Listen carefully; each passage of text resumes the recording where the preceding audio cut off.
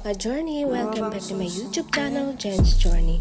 For today's video, so ayan, magluluto tayo ng chicken adobo at saka bihon. So, but before that, shout out sa ka-journey team Sugod, syempre sa mga admins and members. Shout out to all of you guys and of course, Mrs. Hai, I miss you na. So, shout out sa'yo. Keep safe always. And of course, ito na nga, hinihimay ko na tong toge guys kasi kailangan siya putulan ng puwet kasi nga, yung puwet is madumi yun, diba? Joke lang. Hindi, yung puwet niya, kailangan ko siya putulin para malinis siya. So, yan, nakakaantok. Kahapon pa ako nito sa steam chicken. So, ayan, kailangan talagang mag-effort ka dito. So, ang dami, hindi ko nga siya inubos kasi yung amo ko pala is gising. So, nagmamadali na ako magluto. So, ayan, nag-ano lang ako ng konti para ipansa ko siya sa bihon, guys. So, dito, ito yung toge para masarap siya ipansa sa bihon. So, kaya nga lang. Pero kung mabili mo naman siya ng fresh, malinis siya pati puwet niya. Pwede naman din mo siya putulin. Ito kasi siya tingnan yung puwet niya. Madumi, diba? Kasi yan yung nakabaon yung puwet. Ayan, kailangan siyang putulin. So, ayan, magluto na nga muna ako ng chicken kasi gising na pala yung boss ko. Kaya nadubo ko yung chicken steam can na leftover kagabi. Yung steam ako kagabi ng buong chicken. So, ayan, yung leftover. So, kailangan ko siyang i-adobo. Nalagyan ko lang siya ng garlic. At syempre, dark sauce and light sauce. So, yan lang kasimple. Ayan. So, ang hirap kasi wala tayong cameraman. So, ang hirap magluto guys. Pinakaya ko magluto na may naghihintay. Hindi ko naman akalain na maaga silang nagising. So, ayan, shoutout sa aking sandok na patapon na siya pero ayoko pang itapon. Kasi ang binili ng amo ko mga bago, hindi ko gusto gamitin. Para nasasanay ako dito. So, ayan, putol na, iniksi na siya. Kasi nga sira na yung puwet din. Basta puwet talaga sira. Diba? So, inadobo ko lang siya. Para pang pang partner nila sa bihon yan. Hindi na ako nagluto ng itlog. Diba?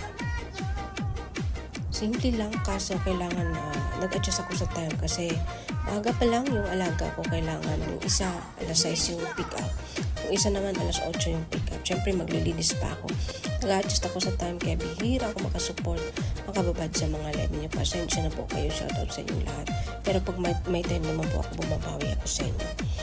So yung mga vlog nga ni Roel, ayan, nire-replay ko lang siya pag wala akong ginagawa, nahayaan ko lang.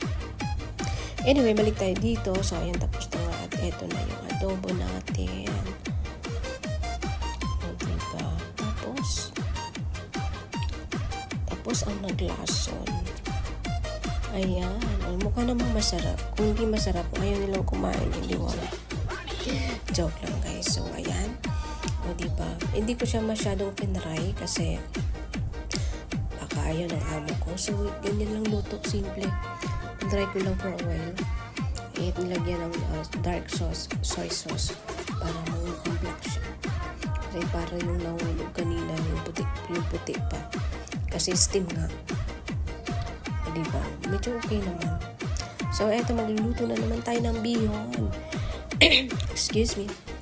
Yung bihon pati guys is napakatigas. Ibang brand kasi itong niluto ko. Matigas siya. Nakailang nangangalay na yung kamay ko sa kakahalo. So, at last, ayan, nilagay ko na din yung toge. Kahit nilagay ko na yung toge, nag-add pa din ako ng tubig kasi nga medyo matigas. Ito na so, ayan ako. So, kunti lang yung toge na nalagay ko kasi hindi ko nga siya natapos na himay. Naputulan ng puwet kaya kunti lang naman dyan. So, may natira pa. Tiyagaan ko yun at may balak ako dong experiment. So, ayan na yung bihon natin. Pang-partner nila sa chicken adobo. And syempre, diba, nilalaro-laro ko muna guys. Kasi nangangalay yung kamay ko. So, ayan. And syempre, hindi tayo kakain. So, konti lang naman kinain natin. One day, one eat lang po tayo. So, ayan yung bihon, nilagyan ko ng chili. At syempre, yung chicken adobo. Buto pa ako. O, syempre, hindi mawawala ang kontrabidang kape. So, ayan, sarap na sarap ako dito sa pagkain. One day, one eat lang po ako, guys. Mamaya hindi na ako kakain. Magkapi-kapi na lang ako. At saka biscuit. So, ayan, o, diba? So, suddenly, buto pala yung nakuha ko, guys. O, diba? Okay naman siya, masarap. Lalo pag may chili. Itong chili din guys, ginawa ko din to homemade.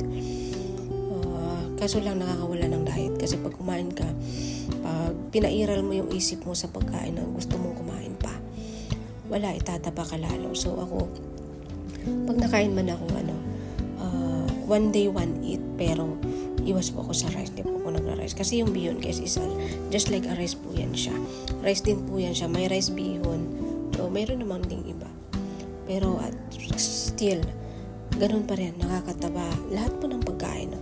Lalo na noodles. Kaya may bihira lang din ako sa noodles. Kasi nakakataba din talaga. Lahat. Kahit naman gulay. No? So, ayan. Ang yung bihon hindi na siya mahaba kasi nga naputol-putol na siya sa minorder ko siya sa kawali kasi ang tigtigas niya ayaw ng amo ko ng matigas.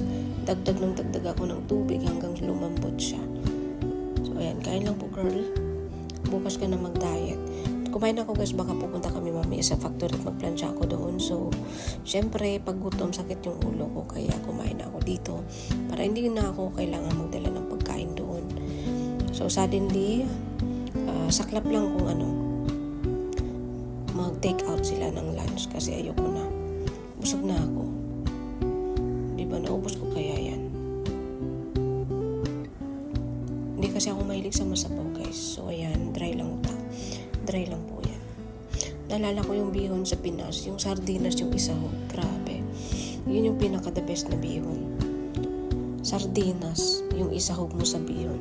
Naalala ko yan noon na pag nag-aaral ako, tapos yung baon ko, may bihon at saka sardinas yung sahog.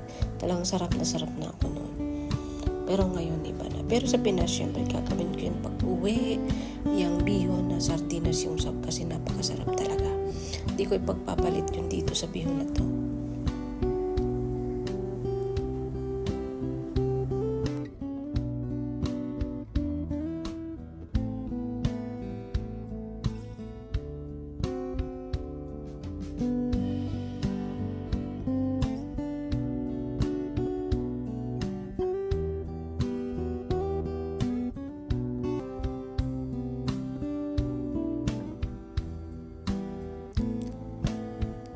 Diba? Sarap.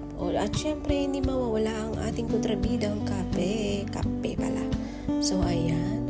So, busog na tayo and thank you for watching, guys. So, guys, follow my journey. Please subscribe my channel, Jen's Journey 897. Like, comment, and share. And please don't skip ads para mas malawak po ang ating pagtulong and click the notification bell para lagi po kayong updated sa aking mga upload. Take care, everyone. To God be the glory. And thank you for watching.